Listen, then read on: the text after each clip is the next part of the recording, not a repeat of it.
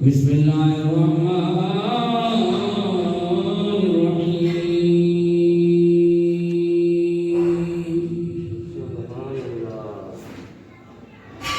الرحیم والعصر ان الانسان لفی خسر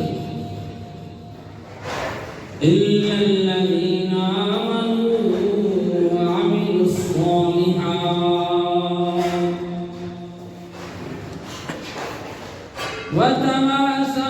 وتواصوا بالحق وتواصوا بالصبر صدق اللہ العظیم وصدق رسوله النبی الکریم الامین ونحن على ذلك من الشاهدين والشاكرين والحمد لله رب العالمين قال الله تبارك وتعالى في شان حبيبه مخبرا وآمرا ومبشرا ونذيرا وداعيا إلى الله بإذنه وسراجا منيرا إن الله وملائكته يصلون على النبي يا أيها الذين آمنوا صلوا عليه وسلموا تسليما محبت سے پڑھ لیجیے الصلاۃ والسلام علیک یا سیدی یا رسول اللہ وعلی آلک واصحابک یا حبیب اللہ الصلاۃ والسلام علیک یا سیدی یا خاتم النبیین وعلی آلک واصحابک یا سیدی یا خاتم المعصومین بندہ پروردگار امت احمد نبی دوستارم چاریارم تابع اولاد علی مذہب حنفی عدالت ملت حضرت خلیل خاک پائے غوث اعظم زیر سایہ ہر ولی سرکار غوث اعظم نظر کرم خدا را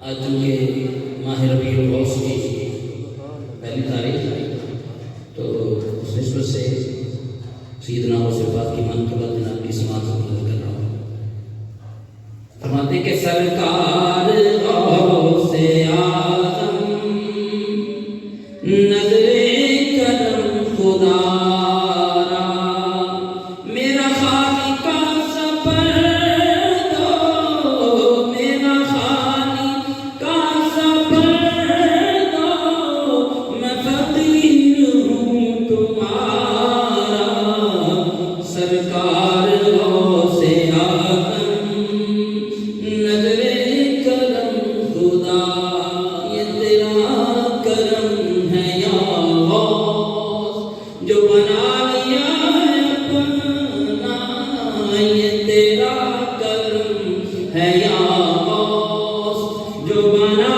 لیا ہے اپنا کہاں مجھ سا یہ کمینہ کہاں مجھ سا یہ کمینہ کہاں سلسلہ تمہارا سرکار غوث اعظم نظر کرم خدا را سرکار غوث اعظم نظر کرم خدا را میری جھولی خالی بھر دو ورنہ کہے گی دنیا جھولی کو میری بھر دو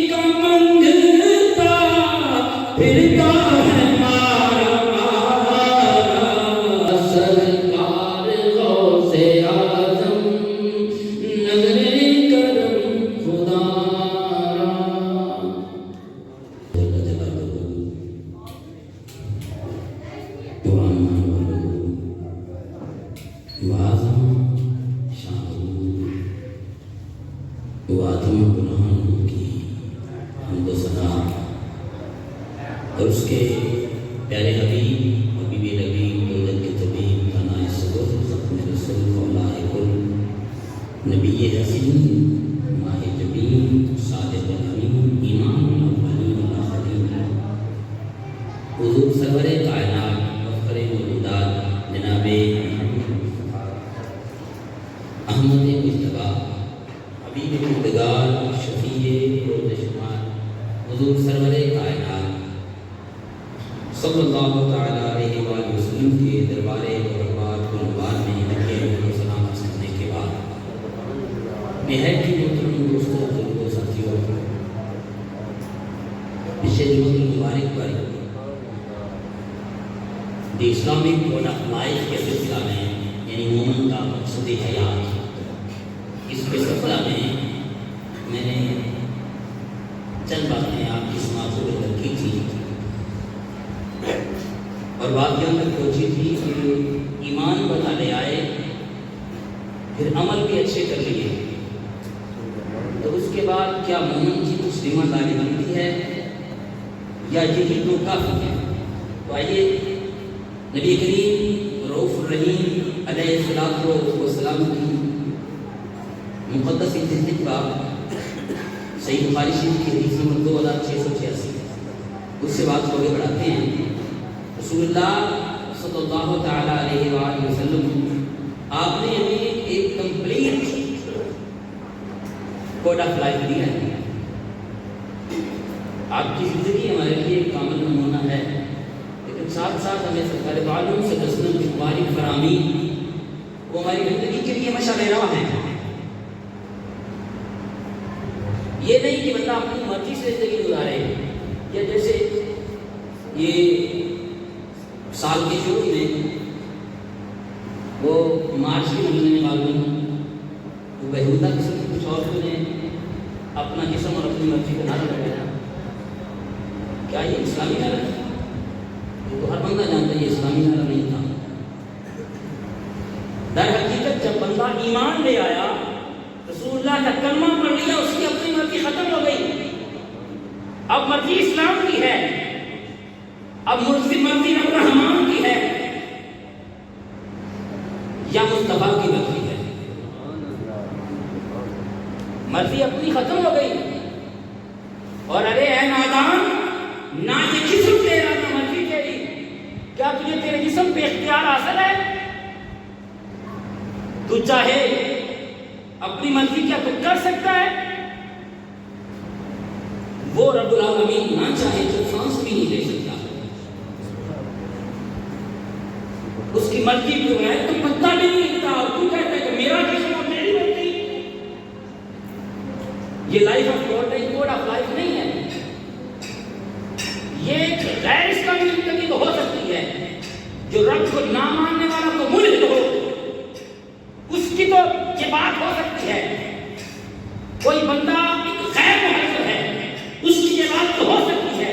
ایک مہذب بندہ دنیا کے کسی مذہب سے تعلق رکھتا ہو، اگر وہ مہذب ہے تو وہ اس بات کو تسلیم کرے گا جس کا اس نے کلمہ پڑھا ہے۔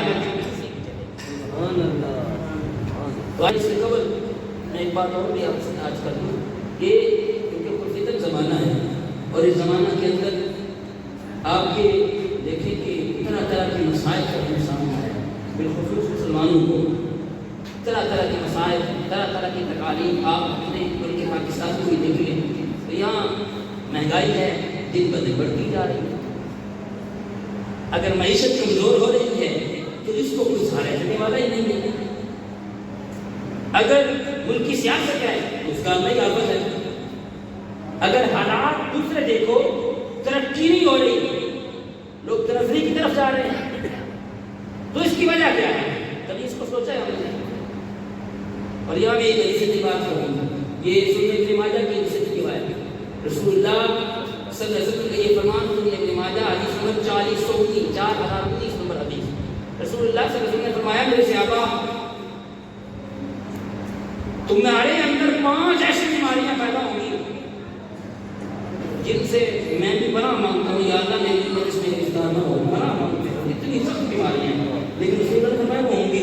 قربان جائے غیر نام نبی پر جو آج سے 1450 سال قبل کرتے ہیں تمہارے اندر کیا مسئلے پیدا ہونے والے ہیں. قربان ایسے طبیب کے جس نے مرض کو پہلے بتا دیا علاج بھی بتا دیا.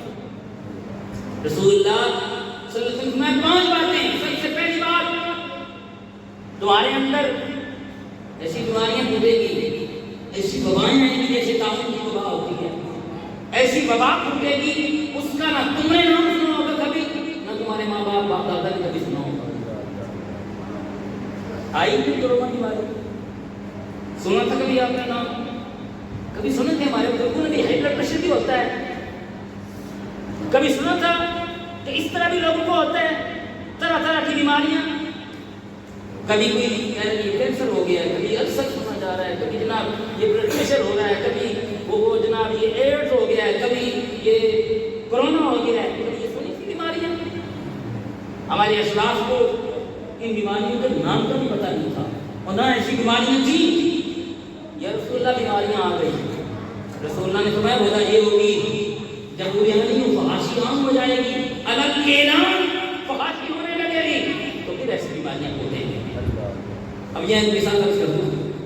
ایک بندے نے جوتا پہنا تھا, جوتے کے اندر کیل لگ گیا. وہ کیل جب لگا جوتے کے اندر اس کے پاؤں میں زخم ہو گیا. اس نے پاؤں جوتے میں سے نکالا, حکیم کو, طبیب کو, ڈاکٹر کو دکھایا. اس نے کہا میاں اس طرح کرو, اس کے اوپر یہ فلاں مرہم لگاؤ. اس نے مرہم پٹی کر کے دی, 7 دوائی دے بھی دی, یہ لو 7 سے پین کلر گولیاں بھی دے دی کھانا.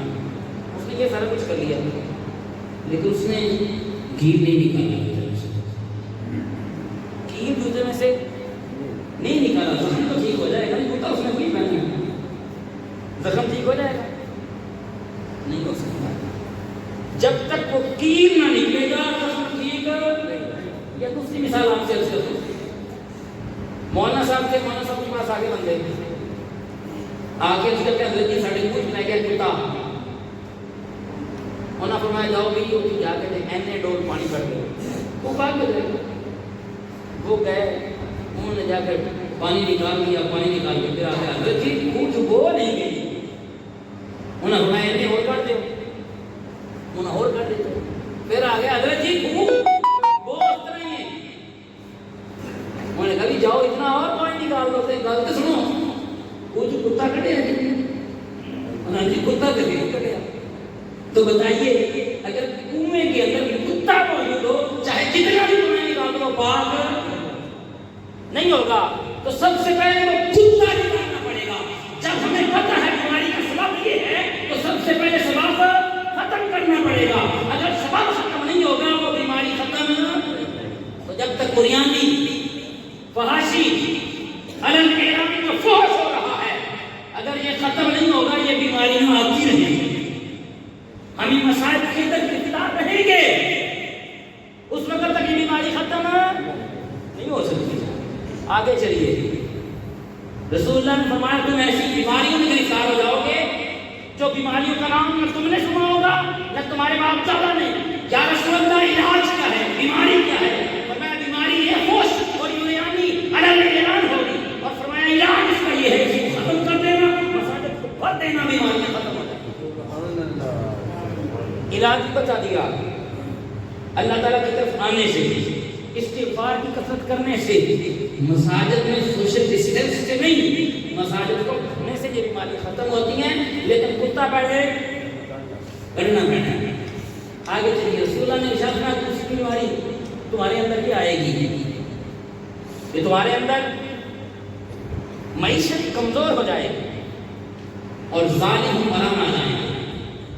معیشت کمزور ہوگی اور حکمران ظالم آ جائیں گے. یا رسول اللہ بیماری تو آئی نہ اہل حکمران کا لفظ ہے, نہ اہل لوگ آئیں گے.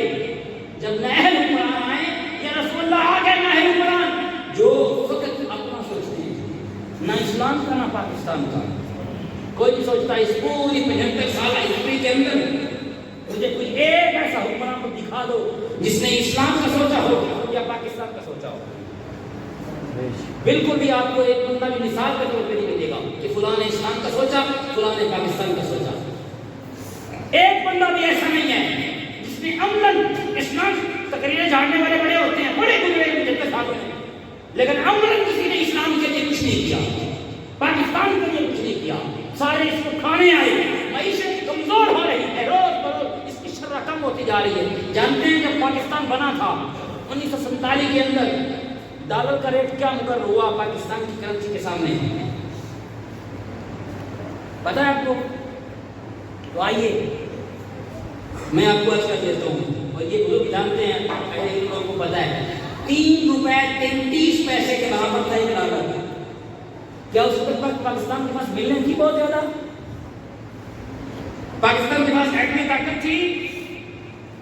بولیے ذرا, طاقت ایٹمی طاقت اتنی اچھی فوج تھی نہیں تھی. پاکستان کے پاس اس وقت نہ تو ملیں تھی, نہ پاکستان کی درآمدات اتنی زیادہ تھی, نہ پاکستان کے پاس کوئی ایسی چیز تھی جس سے کہا جاتا کہ یہ میرے پاس ہے, اس لیے ڈالر کی قیمت جو روپیہ مضبوط ہے.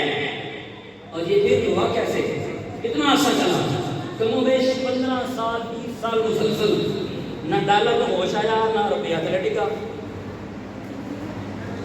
لیکن پھر اچانک تبدیلی آ گئی, لبرلز آگے بڑھے. جب لبرلز آگے بڑھے اور پاکستان کا روپیہ گر کے اتنا نیچے آ گیا کہ ڈالر 11 میں سے 50 ہو گیا, ڈالر 11 سے بڑھ گیا.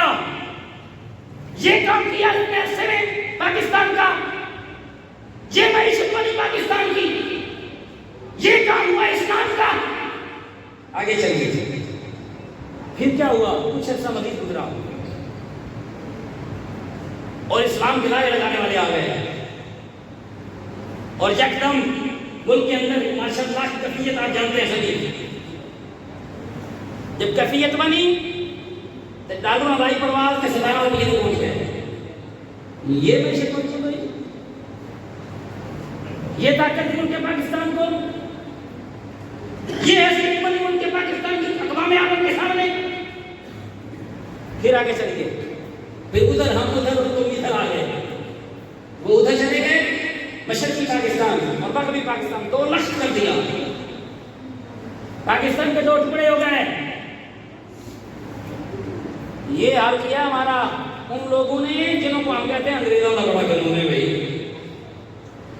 انہوں نے تمہیں پہلے بنایا یہ آدھا ادھر آدھا ادھر, درمیان میں تم جڑے ہوئے تھے, اس کو بھی الگ کر دیا. 2 لفظ ہو گئے تم. پھر کیا ہوا؟ ڈالر پرواز چونکی 37 بجے. پھر کچھ استحکام آیا اور 2-4 روپے کم ہو گئے. لیکن نہیں ہے, گل بندی نہیں, گل بندی اسلام نال, گل بنے گی قرآن سے. بات تب بنے گی جب ملک پاکستان میں اسلام کا علم بلند ہوگا.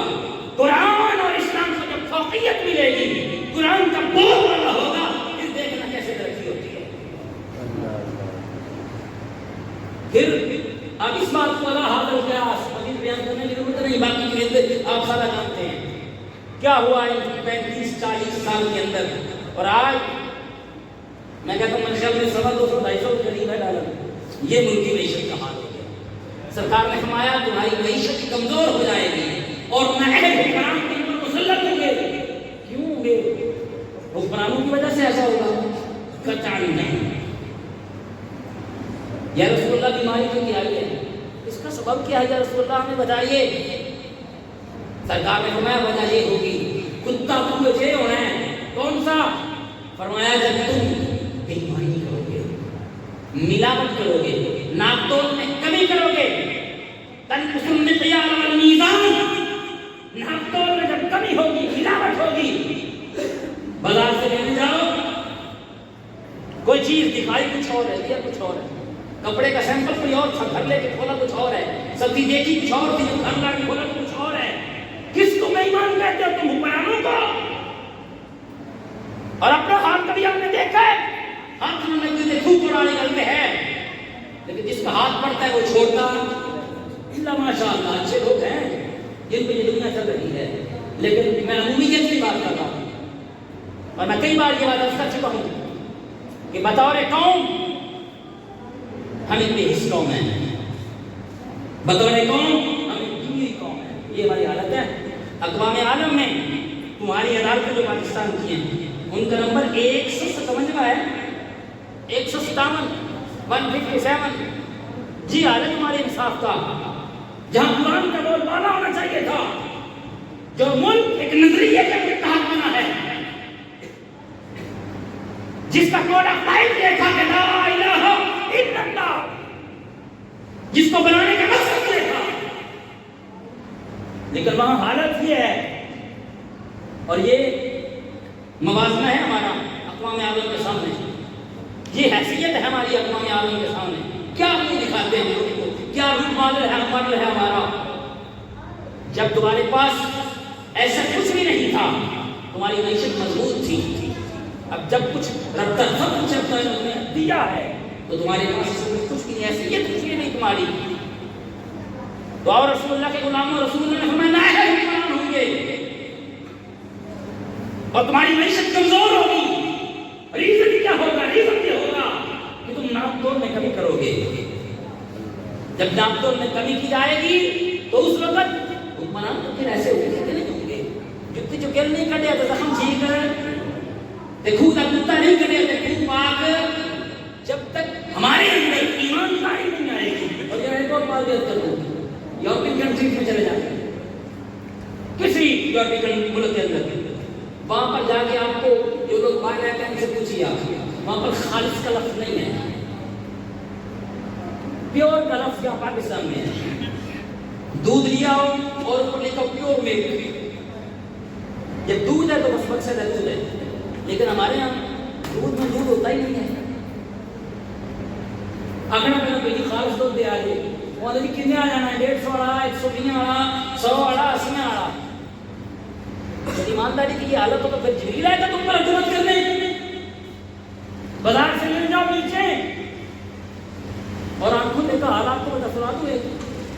میں دکان پہ کھڑا تھا، یہ اپنی ہماری حالت کی ایسی ہے، ہم لینے جائیں ہمیں اپنے پہ یقین نہیں ہے، لیکن اللہ میرا تو مومن میں نبی کا فرمان ہے، مومن مومن کا آئینہ ہے۔ جب مجھے اپنے آپ پہ یقین نہیں، دوسرے پر یقین خاک کرنا ہے، کیونکہ میں خود بیمان ہوں، میں خود ایمانداری نہیں کرتا، میں خود مکسنگ کرتا ہوں، میں خود ملاوٹ کرتا ہوں، میں خود جھوٹ بولتا ہوں، میں دھوکہ نہیں کرتا ہوں، میں فراڈ کرتا ہوں، میں حق کرتا ہوں۔ مجھے دوسرا بھی ایسے ہی نظر آئے گا۔ میں دکان پہ کھڑا تھا 4-5 سالوں میں اس بات کو، بندہ لانا گیا مرچا، اس نے کہی شادی واسطے مرچا دے دی، اس نے میں پیچھے کھڑا تھا، وہ آگے کھڑا تھا، غالباً یہ اس بات کا موقع ہی تھا، اور میں اس بات کی چاول دیکھنے کے لیے گیا ہوا گرنے کی دکان۔ اس نے کہا کہ مرچیں یار چیک کرو، اس نے دکھائیں، غالباً سے مرچ کی 160 روپئے 140 روپئے، انہوں نے کہا یہ میرے سے نکلتی رہنے تو لوگ سبھی دے رہے ہیں، وہ مانی نا وہ خالص مرچا بتاؤ، خالص چنگیا مرچا۔ میں نے کہا ٹھیک ہے ٹھیک ہے۔ اس نے اسی گٹو میں سے پھر مرچ نکالی، گٹو چینج نہیں کیا، اللہ میں صحیح بات کہہ رہا ہوں آپ سے، گٹو اس نے چینج نہیں کیا، اسی گٹو میں سے لایا۔ انہوں نے کہا مرچا تو بڑی چنگی پر مہنگی بڑی ہیں، انہوں نے دیکھی ریٹ میں ایسے کیا، مرچا تو مہنگا 240 روپئے، کہاں 120 اور کہاں 200، انہوں نے کہا ہاں ہے۔ یہ سچویشن ہے ہماری، خالص کا لفظ وہاں آپ کو یہاں چاہیے، دکانوں میں لکھا خالص نہیں دیا دستیاب ہے، یہ خالص دودھ دستیاب ہے۔ بازار سے لینے جاؤ نا، مثال کے طور پر زیتون کا تیل چاہیے آپ کو، تو آپ کو اپنے ملک کو یقین نہیں ہے، وہ ہے کہ نہیں، نہ یقین ہے تو نہ ایک طرح نہ اور طرح، دو بس ایک ہوئی تھی۔ اب کہتے وہ امپورٹڈ دے دو، باہر سے آئی دے دو، تو نہ بے ایمان نہ بے ایمان، تمہارے تو ایمانداری میں چنگے نہیں، تمہارے قانون کو انہوں نے اپنایا، اسلام کے قانون کو، فقط کلمہ نبی کا نہیں پڑھا، اس لیے ان کی نیکی کی ویلیو رب کے سامنے کچھ نہیں، لیکن ہمیشہ ماننا چاہیے۔ وہ جو قانون رب نے ہمارے لیے بنائے تھے وہ انہوں نے اپنائے، اور لا تبدیل لکلمات اللہ، اللہ کے قانون کبھی تبدیل نہیں ہوتے، وہ خیزی کرنے والے، اور ہم آدھی رات کا رکوع میں جا کے گندے کام کریں اور دن چڑھ سونے والے، وہ صبح اٹھیں اور اٹھ کے ورزش کریں، بدر سے نکل گئے اپنی ہجرت کی تلاش میں نکلے، اور ہم دن چڑھ پھر کہیں کہ برکت آ جائے، پھر کہیں کہ رزق میں اضافہ ہو، بے برکتی پھر کیسے نہ آئے تمہارے گھروں میں؟ کیوں کہ ہماری معیشت کمزور نہ ہو؟ جب ہمارا بھی حال ایسا، ہمارے حکمرانوں کا حال بھی ایسا ہے۔ رسول اللہ کے غلام رسول اللہ نے فرمایا تمہاری حالت اس وقت تک نہیں بدلے گی جب تک کتا کو چکڑنا نہیں نکلے گا، تو پھر حالت تبدیل کیسے ہو سکتی ہے؟ آئیے رسول اللہ کے غلام، رسول اللہ نے ارشاد فرمایا جب تم اللہ اور اس کے رسول کے کیے ہوئے عہد کو توڑ دو گے، اللہ اور اس کے رسول کے ساتھ کیے ہوئے عہد کو توڑ دو گے، تو پھر کیا ہوگا؟ تم پر اللہ دشمن کو مسلط کر دے گا، تم ملتا ہے نہیں، وہ دشمن تم پر مسلط ہو جائیں گے۔ وہ دشمن تم پر جب مسلط ہوں گے تمہیں ستائیں گے دن رات۔ اب دشمن مسلط ہے کہ نہیں ہے؟ آپ کہیں گے کس سے مسلط ہے جی؟ آپ کا وابطہ کا محکمہ کس کے پاس ہے ذرا بتائیے؟ باٹے کوڑی نہیں ہے تمہارے پاس؟ کچھ ٹھیکہ یو ایس اے کے پاس ہے، کچھ ٹھیکہ چائنا کے پاس ہے۔ ہاں فون تمہارے پاس ہے، ٹیلی فون پاکستان کی جو لائن ہے وہ تمہارے پاس ہے، ٹیلی فون لائن پاکستان روپے بھی ابھی قریب جانے والی ہے۔ اچھا تمہارا یہ پیسے جیب پائی پھر بھی رکھے، یہ پاڑے اپنے ہونے، اسٹیٹ بینک بھی بڑا گروی ہے۔ یہ حالت ہوگی ہماری، کیوں ہوئی؟ رسول اللہ نے فرمایا تم اللہ اس کے رسول کے ساتھ جب کیا ہے تو توڑ دو گے، دشمن تم پر مسلط بنا۔ ہم نے اللہ اس کے رسول کے ساتھ کیا ہے تو توڑ ڈالا ہے۔ کیا یہی ایک تھا؟ اللہ اس کے رسول کے ساتھ کلمہ اس کا پڑھے اور بھیک جا کے غیروں سے مانگے؟ کیا کبھی کوئی پوری جو اسلام کی تاریخ ہے، پاکستان بننے سے قبل جتنی تاریخ گزری ہے اسلام کی، اور پاکستان بننے کے بعد چند سال تو قائد اعظم زندہ رہے، اس وقت تک مجھے دکھا دو مسلمانوں میں سے کسی نے جا کر کسی شہر کے سامنے آپ بتایا سامودیو گردہ سے ملک چلانا؟ کبھی ایسا وقت آیا؟ پوری تاریخ کے اندر تمہارا ایسا کوئی ثبوت نہیں ہے، کوئی ایک بندہ ریفرنس نہیں دے سکتا۔ خدا حکومت تھی، سلطنت عثمانیہ گزری ہے، عرب کی سلطنت گزری، جتنی میرے نبی کے دور سے لے کر آج تک اقوام عالم میں کوئی لوگ مثال نہیں دے سکتی، ایسی قوم تمہارے سامنے نہیں ہے، لیکن ہم ذلت اور رسوائی میں گڑوں میں گر رہے ہیں۔ اس لیے کہ ہم نے اللہ اس کے رسول کے کیے کو توڑا ہے۔ وہ زمانے میں معزز سے مسلمان ہو کر اور تم خار ہوئے، خار کے قرآن ہو کر ہم خار ہو گئے ہیں۔ کیوں؟ اس لیے کہ ہم نے اللہ اس کے رسول کے ساتھ کی روایت کو توڑ دیا ہے۔ پھر رسول اللہ صلی اللہ علیہ وسلم نے ارشاد فرمایا تمہارے اندر ایک بیماری یہ آئے گی، وہ بیماری کیا ہوگی؟ وہ یہ ہوگی کہ دشمن تمہارے ہاتھ کا نوالا چھین لے گا، دشمن تمہارے ہاتھ کا نوالا چھین لے گا۔ کبھی دیکھیے دشمن کھو کے لے جاتا ہے، آپ کو بھی نظر آیا تمہارے ہاتھ کا نوالا کبھی چھین کے لے گا نہیں؟ ایسی جانے سے اچھے کرنے کبھی پہاڑوں میں بھی گھوڑ نہیں دیتا ہے جی، ایسے ہی ہوتا ہے۔ لیکن آئیے میں دکھاتا ہوں تمہارے منہ میں نوالا دشمن نہیں لے کے جاتا ہے، تمہارے ہاتھ تک تو پہنچتا ہی نہیں ہے۔ فقط دو مثالیں، تیسری مثالیں ہیں میرے پاس، دو مثالیں، اور اللہ نے ملک پاکستان کو ایسا، یہ سونے کی چڑیا ہے ملک پاکستان، دنیا کی کون سی معدنیات میں سے ایسی چیز ہے جو ہم نے ملک پاکستان کو عطا نہیں کی؟ کوئی ایسی چیز ہے؟ سونا دنیا کا بہترین سونوں میں سے سونا پاکستان کے پاس ہے۔ تیل تو دنیا کے بہترین تیلوں میں سے تیل کے ذخائر پاکستان کے پاس ہے۔ دنیا کی جتنی معدنیات ہیں ساری کی ساری اللہ نے ملک پاکستان کو مالا مال کیا ہے، لیکن تم پھر بھی ہاتھ پھیلانے کے لیے مجبور ہو۔ یہ کنڈیشن ہوگی ہماری۔ اور آپ کو مثالیں دے دو، کون سی؟ ایک مثال سادہ سی، ہر بندے کی سمجھ میں آنے والی، یہ معدنیات اور نمبر کی شاید کسی کی سمجھ میں نہ آئے، لیکن ایک چیز تو آپ جانتے ہیں، لون کے سارے دیکھا ہے، نمک یہ کتنا ہے پاکستان کے پاس؟ ملک پاکستان کے پاس اللہ نے یہ ایسی نعمت ہے جو بظاہر سستی سی ہے، لیکن دنیا ملک کو پوچھ کے رکھو کہ نہیں کی ہے۔ اللہ نے دنیا کا 65% نمک تمہیں دیا ہے، دنیا پوری کا، دی ہول ورلڈ، پوری دنیا کا 65% نمک تمہارے پاس ہے، باقی کا 20% دوسری دنیا میں اور 15% سمندروں کے پانی کو خرچ کر کے بنایا جاتا ہے۔ اتنا مہنگا طریقہ وہ نمک بنانے کا، سمندر کا پانی اکٹھا کیا، پھر اس کو خشک کیا، پھر نمک بنا، پھر اس کا فلٹر کرنا پڑتا، پھر بھی وہ غیر معیاری نمک ہے، معیاری نہیں ہے۔ اور دنیا کا بہترین نمک جو ہے وہ بگ سالٹ ہے، وہ صرف پاکستان کے پاس ہے. پنک سارٹ صرف پاکستان کے پاس ہے اور کہیں بھی نہیں. لیکن کی ہوتا پہ سندھ تاس معاہدہ ہوا پاکستان کا انڈیا کے ساتھ.